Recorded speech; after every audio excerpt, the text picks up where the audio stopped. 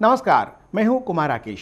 News line में आपका स्वागत है। आज बात करेंगे प्रधानमंत्री नरेंद्र मोदी की महत्वाकांक्षी सांसद आदर्श ग्राम योजना की।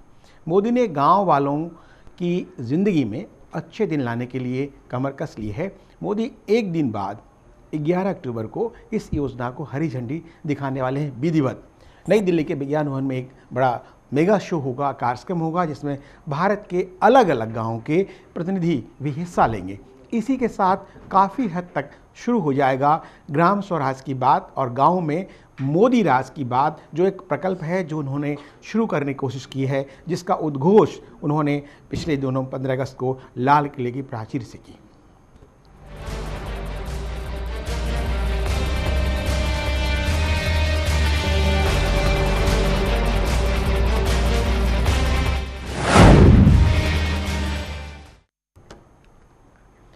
ये प्रधानमंत्री नरेंद्र मोदी की वही योजना है जिसका जिक्र उन्होंने 15 अगस्त को लाल किले की प्राचीर से किया था। आपको याद होगा, मोदी इस योजना को लेकर पिछले 3 महीने के दौरान लगातार अधिकारियों के साथ, अपने सांसदों के साथ, मंत्रियों के साथ संपर्क में रहे।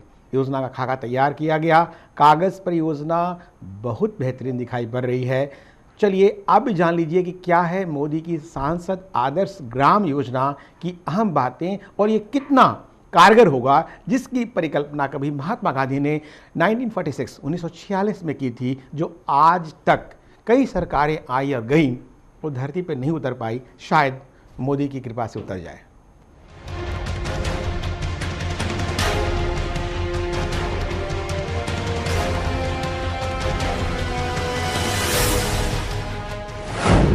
गांवों के अच्छे दिन जल्द। गांवों में आएगा रामराज। सांसद आदर्श ग्राम योजना होगी शुरू। मोदी 11 को दिखाएंगे हरी झंडी।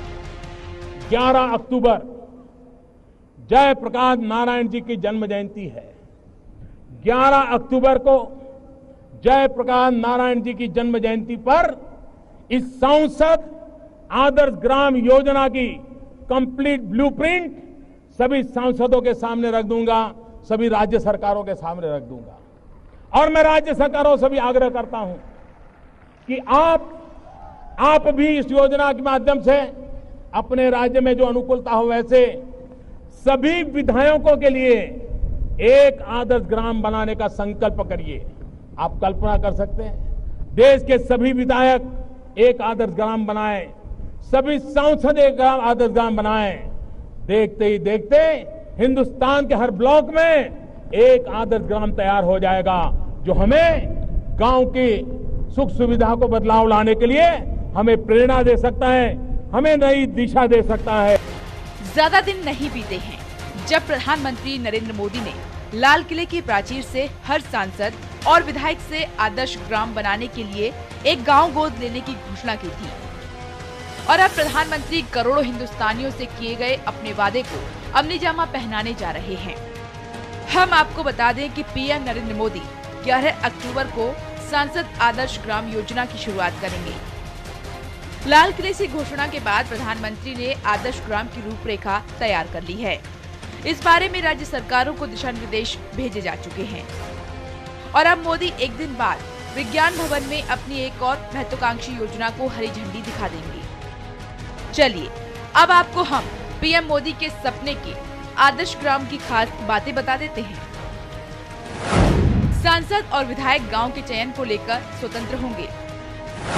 मैदानी इलाकों में 3 से 5 हजार आबादी वाला गांव चुना जाएगा। पहाड़ी इलाकों में 1 से 3 हजार आबादी वाला गांव चुना जाएगा। आदिवासी इलाकों में 1 से 3 हजार आबादी वाला गांव चुना जाएगा। आदर्श गांव में सभी लोगों के पास आधार कार्ड होगा। ग्रामीणों के स्वास्थ्य, शिक्षा, रोजगार पर खास ध्यान दिया जाएगा। सांसद आदर्श गांवों में अत्याधुनिक सुविधाएं होंगी। सांसद आदर्श गांवों में कोई कच्चा घर नहीं होगा। हर घर में पाइप से पेयजल की आपूर्ति होगी। आदर्श गांव में हर सड़क पक्की होगी। आदर्श गांव में राशन दुकानें, माइक्रो मिनी बैंक, एटीएम होंगे। आदर्श गांव इंटरनेट से जुड़ा रहेगा। केंद्र सरकार के 19 मंत्रालयों की योजनाएं गांव में लागू होंगी। तो अपनी एक और योजना को परवान चढ़ाने में लगे प्रधानमंत्री ने गांव की सूरत बदलने के लिए पूरी तरह कमर कस ली है। देखते हैं कि सांसद आदर्श ग्राम योजना से गांव वालों के अच्छे दिन कितनी जल्दी आते हैं। Manish Sharma, channel one news. Gram Swaraj, इन बातों को, इन जो शब्द हैं, दो शब्द को हम पिछले आज़ादी के पहले और आज़ादी के बाद तक सुनते रहे हैं। हमारे सभी कानों में आवाज़ गूंजती रही है, स्वराज कैसे आए। सबसे पहले ग्राम स्वराज, ग्राम स्वराज की भूमिका क्या हो। हम 65 वर्ष से ज़्यादा आज़ादी को देख चुके हैं, लेकिन लगता कि नहीं है कि हम पूरी तरह से आज़ाद हैं। हर बार नए नेता, नई पार्टी, मुद्दे मिला जुला कर वही रहते हैं। आखिर प्रधानमंत्री नरेंद्र मोदी आए, इन्होंने एक अपना नया जुमला दिया, सांसद का जोड़ा, सांसद निधि है उनके साथ, आदर्श ग्राम योजना की बात। इस पर हम चर्चा करेंगे कि उन्होंने कहा है कि 5 वर्ष में एक सांसद एक गांव को मॉडल बनाएंगे। कैसे मॉडल बनाएंगे, क्या होगा उसमें, कैसे उसको क्रियान्वयन करेंगे। उसमें 19 मंत्रालयों का जिक्र है, वो उनसे किस तरह समन्वय होगा, जो कि एक समस्या है भारत में ब्यूरोक्रेसी और पॉलिटिकल के बीच में। हमारे साथ हैं प्रोफेसर ललन प्रसाद जी, वरिष्ठ पत्रकार हैं, आर्थिक मामलों पे गहरी पकड़ रखते हैं और इन्होंने देश की योजनाओं को, भारत की योजनाओं पर गहरी पैठ भी है, उसको सूक्ष्म निगाह है। ललन प्रसाद जी, ये जो योजना है, आपको लगता नहीं है कि इसमें कुछ नया नहीं है, सिर्फ जुमला के अलावा? नहीं, ऐसा तो नहीं कह सकते, नया नहीं है। लेकिन एक बात तो यह है कि जैसे अब आज से 50 साल पहले भी हमारे किसी कवि ने कहा था कि भारत माता ग्रामवासिनी, तो अब भारत तो अभी भी ग्रामवासिनी है जी। और 60% से ज़्यादा आबादी हमारे देश की अभी भी गांव में रह रही है। और जो विकास हुआ है इस देश में, वो नीचे तक बिल्कुल नहीं पहुंचा। बड़े बड़े शहरों तक सीमित रह गया, या ऐसा बात छोटे छोटे शहरों तक पहुंच गया, लेकिन गांव में विकास देखने को अभी भी नहीं मिलता। आप किसी भी शहर से 10-20 किलोमीटर आगे चले जाइए देहात में, दिल्ली में देख लीजिए, सड़कें, दिल्ली में नांगलोई की चले जाइए, आगे बाबाना चले जाइए, वहाँ लगता नहीं है कि सड़कें हैं, पीने का पानी नहीं है, स्कूल नहीं है। अगर स्कूल हैं तो इतने टूटे फूटे हैं कि बच्चे उसमें बैठ नहीं सकते ठीक से, बच्चों की पढ़ाई की आवश्यकता पूरी नहीं हो पाती। कोई हॉस्पिटल नहीं है, चिकित्सालय नहीं है। यानी गाँव की हालत अभी भी 65 साल 70 साल के बीच में हम देखते हैं कि कोई खास अशोक सिंह जी, जिम्मेवार कौन है? जो ललन प्रसाद जी बता रहे हैं कि गांव की हालत और हालात अभी भी अच्छी नहीं है, संतोषजनक नहीं है, आखिर ऐसा क्यों? नहीं, इसके देखिए कई वजह। अशोक सिंह से पूछूंगा जी। देखिए राकेश जी, मैं एक बात जरूर कहूँगा, गाड़ी हमेशा आगे देख के चलाई जाती है, पीछे नहीं। अब पीछे कौन इसके जिम्मेवार रहे, हम इसके दोषारोपण पर नहीं जाएंगे। बहुत अच्छी बात है। अब चूंकि सरकार चलानी है और जो वादे हमने जनता से किए उसको जनता को पूरा करना है। इन्हीं वादों में एक ये भी वादा है। देखिए, कहीं भी अगर आप देखेंगे किसी ब्लॉक में या किसी शहर में, किसी कस्बे में अगर एक इंडस्ट्री लग जाता है तो 1000, 2000, 4000, 5000, 10,000 लोगों की जिस तरह की उस इंडस्ट्री की कैपेसिटी होती है, उनको रोजगार मिल जाता है। और रोजगार के साथ साथ जो वहाँ आसपास रहने वाले कस्बे के लोग हैं, उनको दुकानें उकानें ये सब खोलने का उनको मिल जाता है और शहर विकासशील हो जाता है। आज ये जो योजना है, ये गांधी जी के सपनों को साकार करने वाला योजना है, जो गांधी जी ने 1942 में देखा था, 46 में वो आज समय आ गया है कि अगर देश को तरक्की करना है, देश को उन्नति करना है, तो नौजवानों को अगर जागृत करना है और नौजवानों को रोजगार देना है, तो आपको ग्रामीण स्तर को ऊंचा करना पड़ेगा। आप देखिए राकेश जी, हम लोग भी ग्रामीण क्षेत्र से आते हैं। बहुत सारे गांव हैं, बहुत छोटी सी संख्या भी होती है, 1000-2000 का भी होता है, 200-400 का भी होता है, और कोई 50-60 घरों का भी एक बस्ती होता है। आप देखेंगे छोटे से छोटा बस्तियों में भी आजकल शराब के दुकान मिल जाते हैं, नहीं है तो कच्चे दारू बनाए जाते हैं। कई वहाँ के जो युवा है पूरे दिन खाली रहते हैं। 3 साल में 2-3 फसलों का समय आता है, फसल में लेकिन आप मेरी एक बात पूरी कर लीजिए। जो नौजवान है वहाँ पे, जो कृषि के क्षेत्र में है, वो 3-4 महीने काम करते हैं, उसके बाद वो फिर बैठ जाते हैं। बैठ जाते हैं तो उनको समय काटने के लिए वो बीड़ी का सहारा लेते हैं, हुक्के का सहारा नहीं, लेते आप हैं, जो बता रहे हैं दारू का नौजवान सहारा के लेते रोजगार हैं। की बात और जो रोजगार की बातें बता रहे हैं राजेश जी, कांग्रेस सरकार रही, जैसा कह रहे हैं कि 60 साल में, अभी मोदी बोल रहे थे हरियाणा में हुंकार भरते हुए कि 60 साल में उन्होंने कुछ नहीं किया, 60 दिन का हिसाब मांग रहे हैं। तो क्या कांग्रेस ने कुछ नहीं किया ग्राम विकास को लेकर के, या महात्मा गांधी के सपनों को लेकर के, या पंडित नेहरू के मॉडल को लेकर के? पहले तो सर वो यही झूठ बोल रहे हैं कि 60 दिन में, उनको 100 दिन से ज़्यादा हो गए। दूसरी बात वो कहते हैं कि 60 साल कांग्रेस को हो गए। 60 साल कांग्रेस को नहीं हुए, 50 साल कांग्रेस को हुए और 14 साल अन्य पार्टियों को हुए। 14 साल अन्य पार्टियों का देख लो, हिसाब ले लो, और 50 साल कांग्रेस को ले लो। कांग्रेस के हम गिनवाएंगे कांग्रेस ने देश में क्या किया, और 50 का वो 14 का ये बता दें, 50 का हम मतलब आंकड़े में आप लोग आंकड़े में आ गए हैं, मतलब मोदी जी ने आंकड़ा पढ़ा। राजेश जी पीछे मत जाइए, बड़ी दिक्कत हो जाएगी ना। हाँ अशोक जी, इसमें क्या है, मोदी जी मार्केटिंग में बहुत माहिर हैं, और मार्केट के वो मतलब जादूगर हैं। जितने भी जादूगर हैं, जितने भी सांसद हैं, ये सब कला आती है उनको बहुत अच्छी तरह से। इसमें कुछ नया तो है नहीं। पहले भी इंदिरा गांधी आवास योजना चल रही थी, पिछली सरकार ने चलाई थी।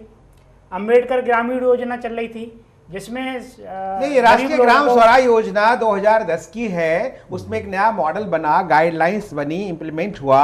पंचायती राज अधिनियम में 1993 का वो है संविधान संशोधन है, 73rd अमेंडमेंट जो है, 73वां संशोधन है, उसमें गांव को अधिकार दिए गए। तो आखिर जो है नया क्या है, और इस नए में मोदी जी ने क्या चमत्कार करने हैं, हम इसमें सभी पैनलिस्ट से हम जवाब लेंगे। वक्त है एक विराम का, विराम के बाद हम फिर मिलते हैं।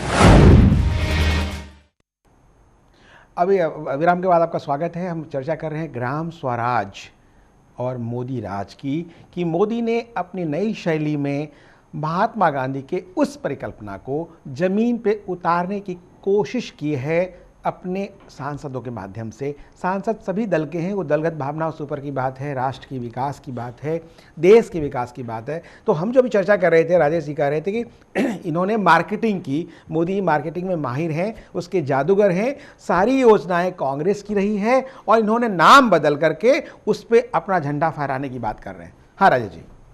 हाँ जी, ये सारी योजना हैं। जैसे हमने जो है मध्य वर्ग के लिए भी योजना चलाई थी। 15 लाख रुपए में जो मध्य वर्ग घर लेगा उस पर लोन फ्री था, सारे बैंकों से सब करा हुआ था। तो इसमें नया कुछ तो है नहीं। जो इन्होंने अच्छा 5 साल में 1 ग्राम बनेगा। एक लोकसभा के अंदर कितने ग्राम होते हैं? हजारों ग्राम होते हैं जी, सैकड़ों और हजारों होते हैं। जी जी जी जी जी, हाँ हजारों में हजारों गांव होते हैं। उन्होंने एक तो सांसद को एक ड्यूटी दी है कि कम से कम एक गांव को मॉडल बनाओ। उसमें आबादी की बात है कि मैदानी इलाके में 3 से 5,000 आबादी वाली, और पहाड़ी इलाके में 1 से 3,000 वाली, और आदिवासी इलाके में भी 1 से 3,000 की बात हुई है। तो ये जो आदिवासी, पहाड़ी और मैदानी इलाकों की बात है राजेश जी, इसमें एक डेवलपमेंट का जहां नहीं हो रहा है, जहां डेवलपमेंट नहीं पहुंच रहा है, मुझे लगता है नजरिया वो है। किसान भूखे मर रहे हैं जी। आप आदर्श गांव की बात कर रहे हैं। नहीं तो स्वाभाविक है ना जब आदर्श। हाँ अशोक जी, मैं पहले अपने मित्र को बता दूं, देखिए मैं पीछे जाना नहीं चाहता था कि किस पे दोषारोपण नहीं करने का अवसर है। बात यह है कि हम जो योजनाएं हैं, योजनाएं बहुत बनती हैं, इनकी सरकार ने बनाई, हम भी बनाएंगे, लेकिन फर्क ये पड़ता है कि इसका इम्प्लीमेंट हमने कितना किया। अब चूंकि मार्केटिंग की बात करते हैं तो याद होगा इस भारत में ऐसे भी पॉलिटिकल पार्टी के नेता रहे हैं जिनको 700 करोड़ रुपए की मार्केटिंग दी गई। वो इन्हीं के नेता थे जिन्होंने 700 करोड़ में ठेका लिया था मार्केटिंग के लिए, राहुल गांधी जी का। इन सब विषयों पे हम जाएंगे तो मुझे लगता है हम लोग गलत दिशा पे जाएंगे। नहीं तो फिर नहीं, आनंद शर्मा ने आरोप लगाया था कि 10,000 की बात है। देखिए आनंद शर्मा जी के पास सरकार थी, सब कुछ थी, वो तो कुछ भी कर सकते हैं। मोदी को तो हत्यारा पता नहीं क्या क्या इन लोगों ने कहा। फिर भी चलिए हम पीछे न जाए, हम दोषारोपण न करें। हम चूंकि विकास करने के लिए हमने वादा किया, हम विकास की तरफ जा रहे हैं। हमारी जिम्मेदारी ये भी बनती है, और जिम्मेदारी ये भी बनती है कि कानून बनाने से ज्यादा बेटर होगा जो कानून है उसको जो इम्प्लीमेंट नहीं कर पा रहे हैं उसको गवर्नमेंट को इम्प्लीमेंट करना। नहीं तो मोदी जी ने कहा है ना कि ऐसे बेकार कानून इसको समाप्त करना है। देखिए वो तो जो करना है वो कर ही रहे हैं, जो करना है वो कर। देखिए क्या है, कि दिक्कत जब आती है जब इस देश का नेतृत्व डिलीवर नहीं कर पाता है, हम उसको डिलीवर के रूप में दे नहीं पाते। और ये शायद पिछले गवर्नमेंट में ये रहा है। अभी राजेश जी कह रहे थे कि भाई ये 543 गांव क्या है, हम अगर ये सोच ले कि भाई 543 गांव 543 नहीं है, ये 765 गांव की बात है। राज्यसभा और लोकसभा के दोनों सांसद मिला करके ऐसा नहीं है, मेरी बात सुन लीजिए, ऐसा नहीं है। राज्यसभा के सांसद उन्होंने विधायकों का भी नाम लिया जी। उत्तर प्रदेश में 403 असेंबली है, 288 असेंबली महाराष्ट्र में भी है, ऐसे से करके असेंबली में भी है, फिर कुछ एमएलसी भी है। हालांकि ये योजना जो है एमपी जो सांसद स्थानीय निधि क्षेत्र जो है एमपी लैड स्कीम, उसमें से निकालने की बात है। कभी इसका 1 करोड़ इसका हुआ करता था, 1 साल में खर्च करना है, अब उसको 5 करोड़ निधि कर दी गई है। लेकिन इसके बावजूद ऐसे कई सांसद हैं जो उसको खर्च नहीं कर पाते हैं, जिसमें उनके कंसेप्ट का अभाव है, उनकी सोच में वो विकास की जो बातें हैं नहीं आ पाती। उसके लिए उन्होंने एक प्रशिक्षण की बात की है। प्रोफेसर ललन प्रसाद जी, ये जो स्थितियाँ बन रही है, जो कि आदर्श ग्राम योजना की बात है, नाम बदल करके ही करें, विकास पहुंचे, हमारा लक्ष्य है, प्रधानमंत्री का लक्ष्य है, सबका ये मत है कि विकास तो पहुंचे गांव तक। जो असली ग्राम स्वराज की जो कहानी है, जो अंत्योदय की बात हम कर रहे हैं, वहां तक पहुंचे।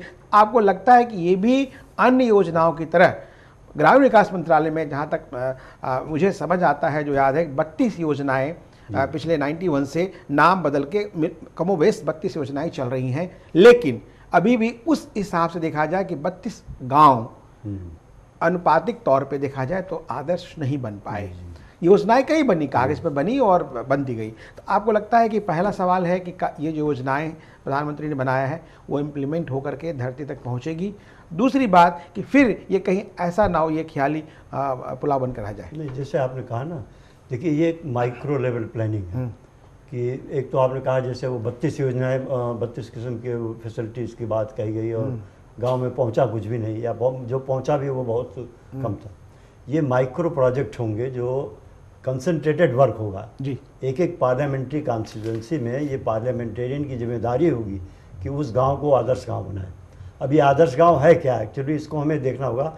महात्मा गांधी की जो परिकल्पना थी आदर्श गाँव की, उसमें ये था कि हर गाँव स्वावलंबी हो, हर तरह से, वहाँ रोटी कपड़ा मकान के साथ, स्वच्छता हो, स्वास्थ्य हो, शिक्षा हो जी। अच्छा, लोगों को एम्प्लॉयमेंट सारा साथ मिले, वहाँ छोटे छोटे उद्योग हों, शहर की तरह प्लान नहीं हो, सफाई रहे वहाँ पर, और शिक्षा की व्यवस्था हो, चिकित्सालय की व्यवस्था हो, और वहाँ के हाट बाजार ऐसे अच्छे बनाए जाएं कि लोग अपने सामान बेच सकें। यानी जो गांधी जी की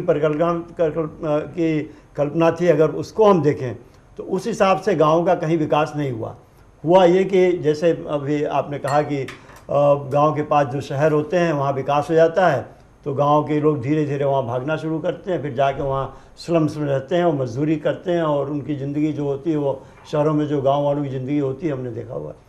तो सवाल ये है कि क्या हम गाँव के लोगों को गाँव में ही रहने के लिए सुविधा दे सकते हैं? क्या वहाँ इस तरह की फैसिलिटीज़ हम पैदा कर सकते हैं? जैसे अब नहीं, ये कोशिश तो सरकार पिछली सरकार की तरफ से की गई थी। महात्मा गांधी जो मनरेगा की बात थी, रोजगार गारंटी स्कीम को लेकर के, और उस पर कई अमल भी हुए, फंड की बात भी आई और उस पर कई चीज़ें सामने आई। हालांकि वो रोजगार की दिशा में वो काम नहीं हो पाया, मॉनिटरिंग एक समस्या रही। तो ये जो गाँव में जो रोजगार की दिशा है, इसको कैसे इम्प्लीमेंट करेंगे और कैसे सरकार उसको आगे बढ़ाएगी, इस पर हमारी चर्चा जारी रहेगी। वक्त है विराम का, विराम के बाद हम फिर मिलते हैं।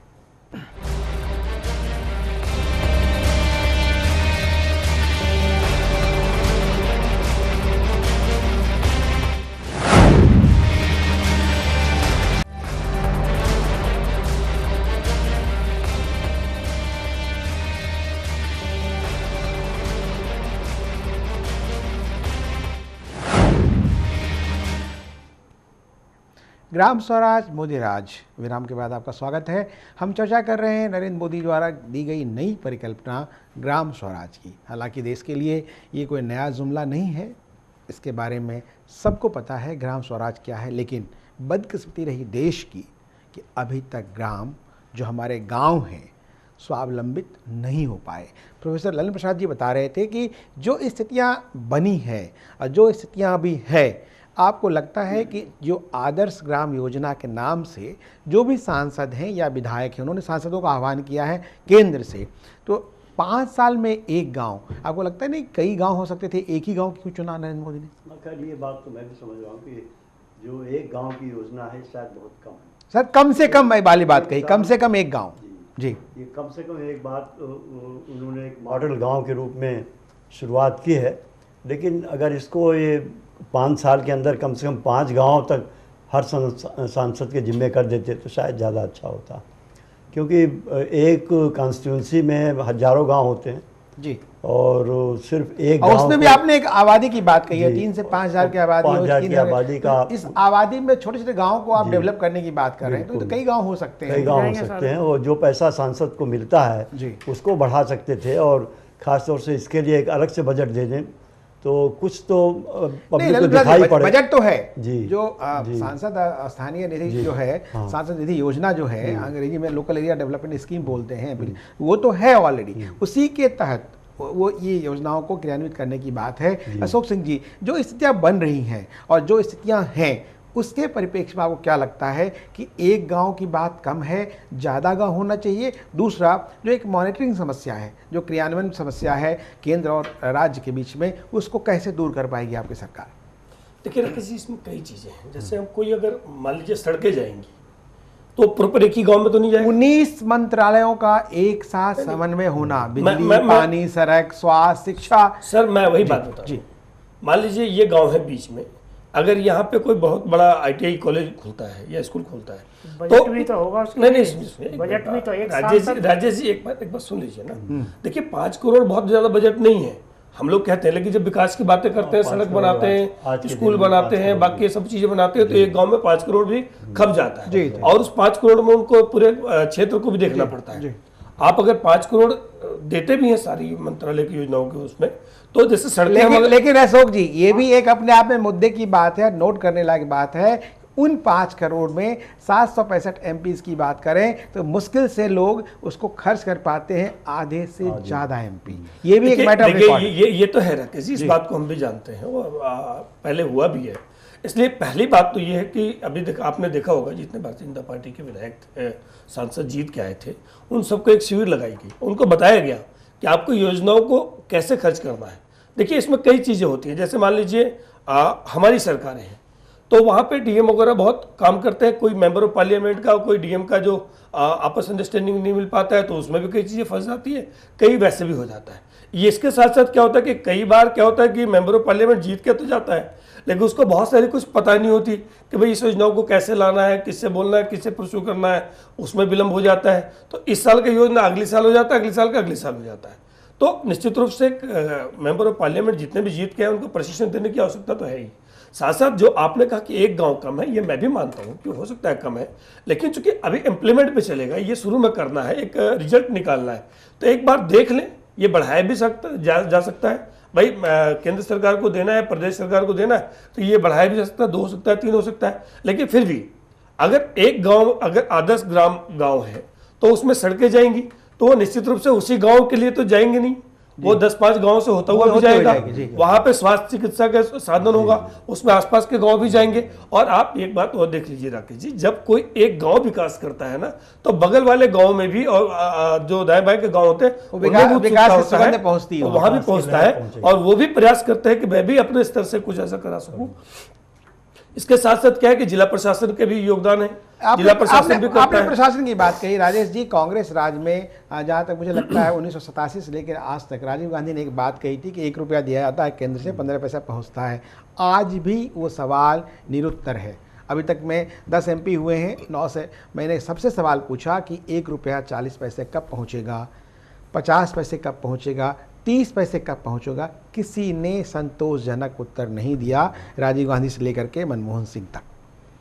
आपको क्या लगता है कि जो स्थितियां बनी है और जिस तरह नरेंद्र मोदी ने नौकरशाही की नकेल कसने की कोशिश की, आपको लगता है कि वो 1 रुपया उस राजीव गांधी की परिकल्पना को सभी दलों ने स्वीकारा, चाहे वो मधु दंडवते थे, चाहे वो चंद्रशेखर थे या देवेगौड़ा थे या जिस पार्टी के अटल बिहारी वाजपेयी रहे, सबने उसको स्वीकारा कि उन्होंने एक सच्ची बात कही।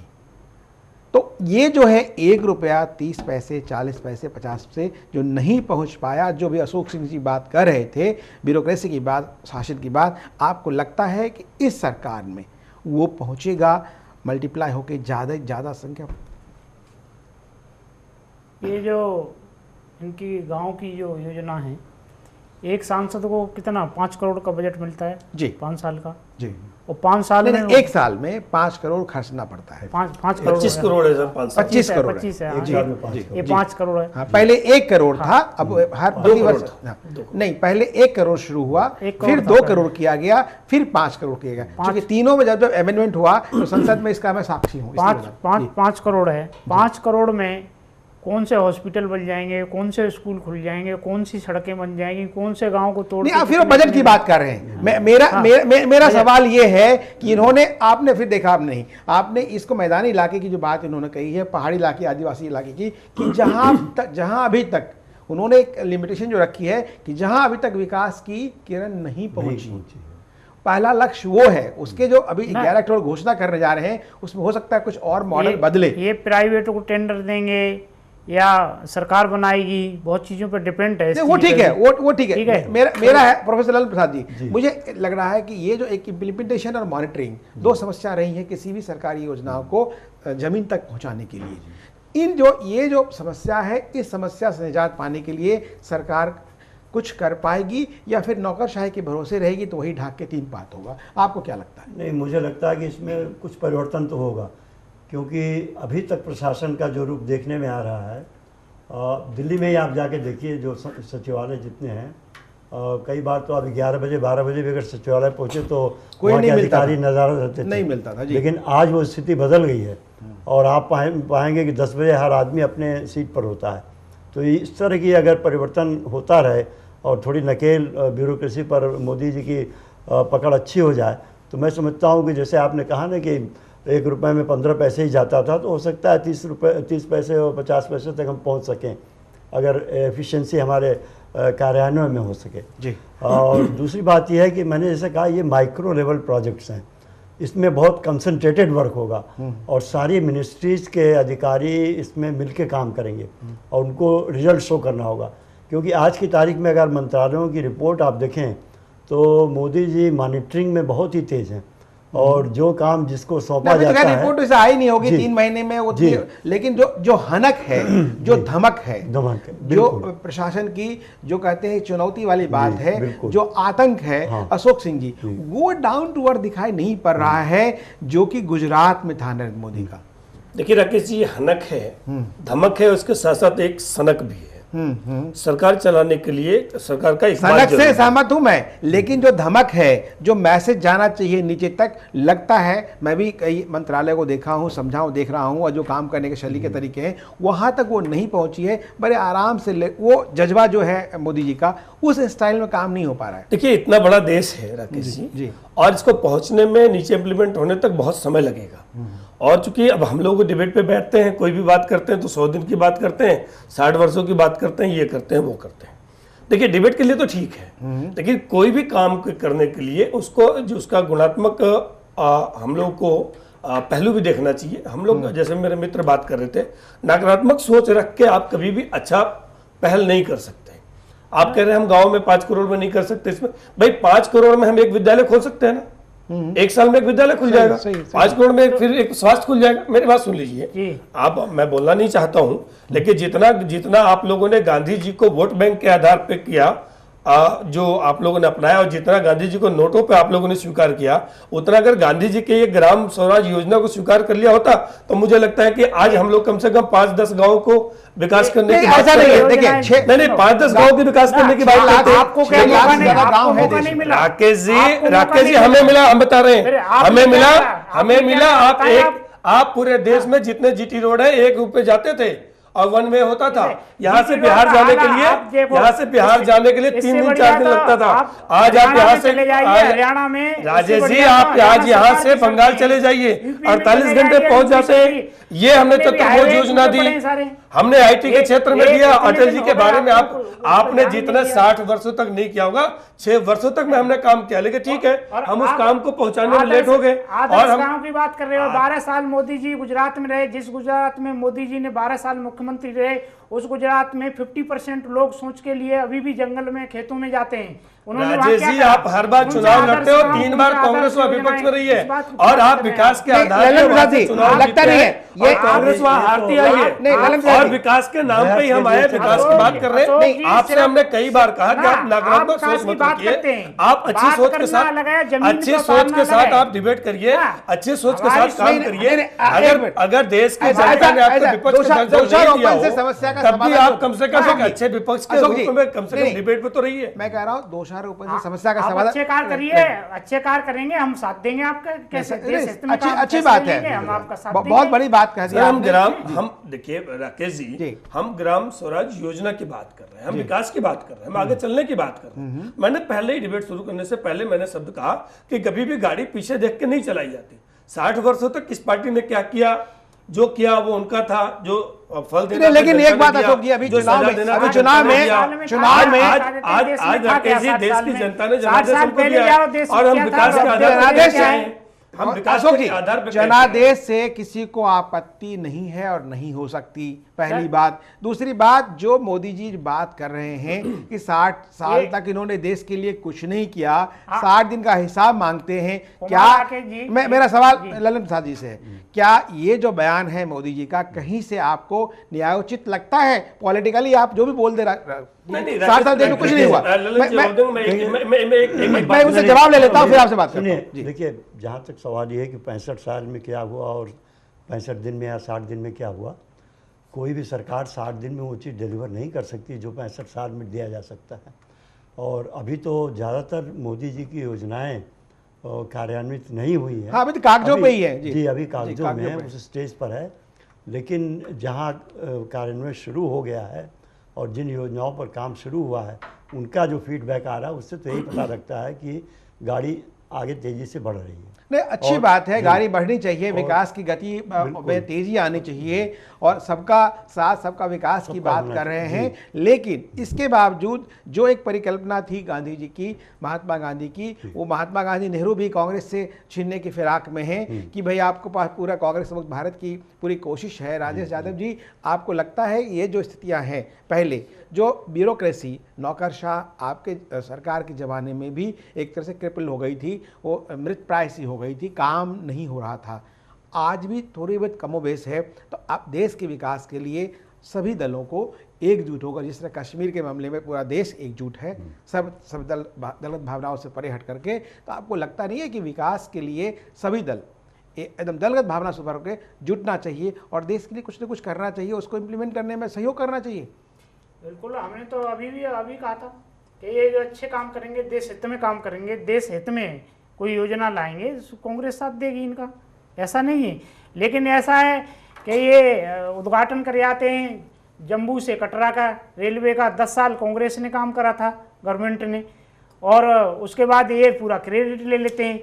राजेश जी, इसका पहले इतिहास में जाइए, अटल बिहारी वाजपेयी के समय में वो काम आया था और बीच आपको अधूरी जानकारी है। ऐसे तो आप पहले पूरी जानकारी रखिए। आप मेट्रो भी कहते हैं, हमारे मदनलाल खुराना जी ने मेट्रो करी थी। वो आप जब इस बात को कहते हैं कि 10 एक प्रधानमंत्री है, देश का प्रधानमंत्री है, तो निश्चित नहीं, वो रूप से योजना की बात है। नहीं, और अटल बिहारी वाजपेयी के समय में योजना आई थी, एक कहना, बीजेपी की सरकार ने आई थी। जमीन पे उतारना, दोनों क्या में बात बहुत कर रहे हैं फर्क आप? है। विकास की गाड़ी ऐसे तो नहीं बढ़ेगी ना कि पीछे क्या कहा और अब जिस क्या। 7 रुपए किलो, नहीं, इनका कहना ये है, जी, जी। राजेश जी का कहना है कि मान लिया कि नौसेना पोत की बात हो या श्री शक्ति एक्सप्रेस की बात हो या इस तरह जो भी है पिछली सरकार ने किया, तो इनका यही मानना है, जहां तक मैं समझ पा रहा हूं राजेश जी का, कि ये सरकार पिछले काम कर रही थी, उनकी गति चल रही थी, और लेकिन श्रेय ले गए मोदी जी। तो अब उनकी किस्मत की बात है, उसमें तो कुछ नहीं कर सकते कि आप जिसमें इम्प्लीमेंट होना था वो प्रधानमंत्री बन गए। जिसके पीरियड में कोई चीज प्रोजेक्ट पूरा जी, होगा जी। तो क्रेडिट तो उसे मिलेगा, क्रेडिट मिलेगा, चाहे वो लेकिन किसी भी वो दर्द जिसने है प्रोजेक्ट इनका। पूरा करा उसको कुछ नहीं मिलेगा। नहीं, जिसने- ऐसा कोई जिस- देखिए, जो-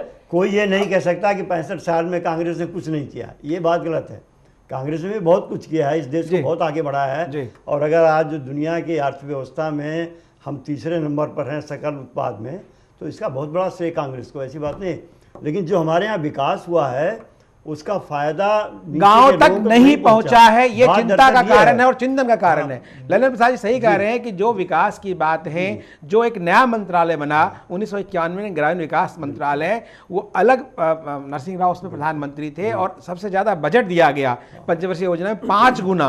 वहां से एक विकास की गाड़ी चली, जो उदारीकरण का दौर चला, लेकिन वो जो है 24 साल हो गए, 23 साल पूरे हो गए, 24 साल, लेकिन जिस गति से जाना चाहिए था उस गति से नहीं हुआ। उसमें कई इस तरह के लूप होल्स रहे। हम इस विषय पे चर्चा हमारी जारी रहेगी। वक्त है कि विराम का, उसके बाद हम फिर मिलते हैं और फिर आगे हम जानेंगे कि किस तरह से गांव तक विकास पहुंचे और प्रधानमंत्री का आदर्श ग्राम योजना को किस तरह से इंप्लीमेंट करेंगे वो।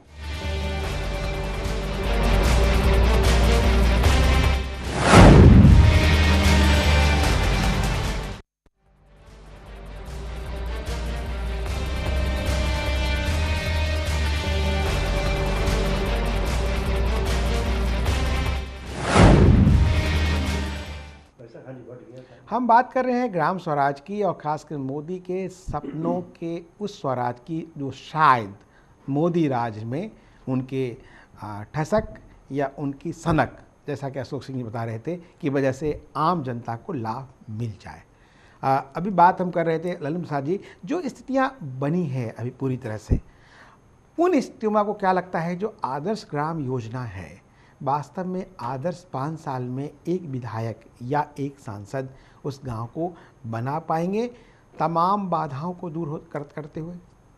देखिए, पहली बात तो यह है कि ये मैंने विचार कि माइक्रो प्रोजेक्ट्स हैं और सांसद को या विधायक को अपनी पूरी ताकत लगानी पड़ेगी कि उसको एक आदर्श गांव बना के देश को दिखाए कि हमने ये काम किया है। दूसरी बात है कि गाँव के विकास के लिए बहुत सारी योजनाएं पहले से भी चल रही हैं और वो योजनाएं तो अभी भी चलेंगी।